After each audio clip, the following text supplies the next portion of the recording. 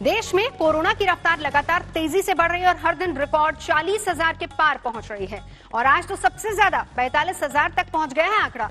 बढ़ते आंकड़ों के बीच अब कई राज्य भी लॉकडाउन की तरफ लौट रहे हैं। भोपाल में भी 24 जुलाई से 10 दिन का लॉकडाउन बढ़ा दिया गया है। पश्चिम बंगाल की बात करें तो आज और शनिवार को लॉकडाउन होगा। बिहार की बात करें तो 31 जुलाई तक लॉकडाउन वहां पर भी है। उत्तर प्रदेश में भी वीकेंड लॉकडाउन लागू कर दिया गया है।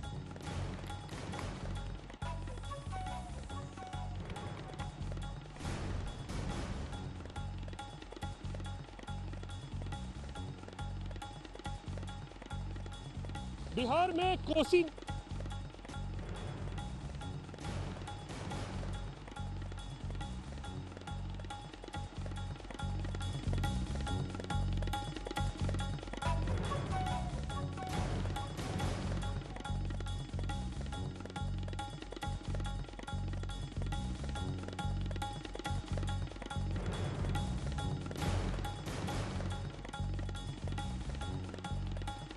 और इस बीच भोपाल में किस तरह के हालात हैं कोरोना काल में, हमारे संवाददाता रवीश कुमार सिंह बता रहे हैं। मध्य प्रदेश की राजधानी भोपाल में कोरोना संक्रमण की रफ्तार को देखते हुए शिवराज सरकार ने बड़ा फैसला किया है। मध्य प्रदेश की राजधानी भोपाल में अब 24 जुलाई की शाम से 10 दिनों का कंप्लीट लॉकडाउन लगाया जाएगा। आपको बता दें कि कल जो कोरोना समीक्षा बैठक हुई है उसी में ये फैसला लिया गया है, क्योंकि इससे पहले भोपाल में कोरोना संक्रमण को देखते हुए 12 से ज्यादा इलाकों में लोकल लॉकडाउन लगाया गया था, लेकिन जिस तेजी से मामले बढ़ रहे हैं उसको ध्यान में रखते हुए अब ये बड़ा फैसला किया गया है। फिलहाल हम एमपी नगर में मौजूद हैं। मध्य प्रदेश की व्यावसायिक राजधानी का ये एक मध्य प्रदेश की राजधानी का एक बेहद अहम व्यावसायिक केंद्र है। यहाँ पे भी अगर आप देखें तो जिस तरीके से तमाम दुकानें बंद हैं, गलियां सूनी पड़ी हुई हैं, ये इसी वजह से है क्योंकि जो लोकल लॉकडाउन लगाया गया था उसमें ये भी तय किया गया था कि भोपाल में जो बाजार होंगे, जो निजी दफ्तर होंगे, वो महज 30 से 50% स्टाफ के साथ ही खोले जा सकेंगे, क्योंकि संक्रमण भोपाल में फैलता जा रहा है। लेकिन इसके बावजूद जब हालात काबू में होते नहीं दिखे तो लॉकडाउन का बड़ा फैसला शिवराज सरकार को करना पड़ा भोपाल में। आपको बता दें कि ये जो लॉकडाउन लगेगा इसमें भोपाल से बाहर जाना या फिर भोपाल की जिले की सीमा में आना पूरी तरीके से प्रतिबंधित रहेगा। ई पास जरूर आपको लेना होगा अगर आपको कोई मेडिकल इमरजेंसी है और आपको बाहर कहीं जाना है या भोपाल में आना है तो। लेकिन 10 दिनों का ये लॉकडाउन कहीं ना कहीं एक बड़ा फैसला इसलिए कहा जा रहा है क्योंकि एक तरफ सरकार ये दावा कर रही थी कि अब अनलॉक के चलते मामले कम होंगे, लेकिन मामले बढ़ते चले गए, संक्रमण फैलता चला गया और इसी वजह से ये एक बड़ा फैसला करते हुए ये तय किया गया है 3 अगस्त तक तो भोपाल में लॉकडाउन रहेगा ही, लेकिन समीक्षा की जाएगी अगस्त में और उसके बाद एक बार फिर ये तय किया जाएगा कि 3 अगस्त को इस लॉकडाउन को खत्म करना है या फिर इसे आगे बढ़ाना है। रवीश पाल सिंह, भोपाल, आज तक। जम्मू कश्मीर में कोरोना वायरस के मामले बढ़ने के बाद प्रशासन ने एक बार फिर लॉकडाउन जम्मू कश्मीर में जारी किया है। दरअसल जिस अंदाज से पूरे जम्मू कश्मीर में और ख़ास तौर से कश्मीर में कोरोना वायरस के मामले बढ़ रहे हैं और लगातार कोरोना वायरस से लोगों की जानें जा रही हैं, उसके चलते प्रशासन ने ये कदम उठाए हैं। ये पूरा लाल चौक का इलाका है, आप देख सकते हैं इसको पूरी जो सड़कें हैं इस पर बंद कर दी गई हैं ताकि किसी तरह की आवाजाही रोकी जा सके। बुधवार की बात करें तो 453 नए मामले जो हैं कोरोना वायरस के जम्मू कश्मीर में सामने आए हैं, जिसमें अधिकतर कश्मीर से ही है।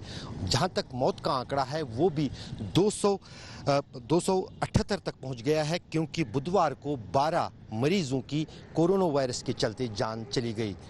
फिलहाल ये प्रशासन ये मान के चल रहा है कि शायद इस लॉकडाउन से किसी हद तक कोरोना वायरस के फैलाव पर काबू पाया जा सकता है, लेकिन दूसरी तरफ प्रशासन पर दबाव भी है क्योंकि 1 अगस्त को जो है बकरीद मनाई जा रही है, उसको लेकर फिलहाल बाजार कश्मीर में बंद रहेंगे।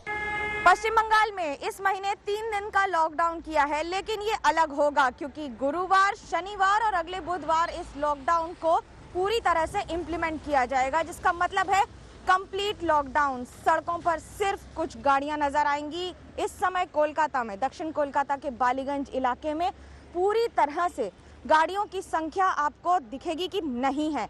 ऐसे में जहां एक और कोलकाता पुलिस के कर्मचारियों को ये स्टैंडिंग इंस्ट्रक्शंस दिए गए हैं कि जितना हो सके हर गाड़ी को चेक करें और ये जानकारी लें कि आखिरकार वो गाड़ी अगर एसेंशियल सर्विसेज के साथ नहीं है तो सड़कों पर क्यों हैं।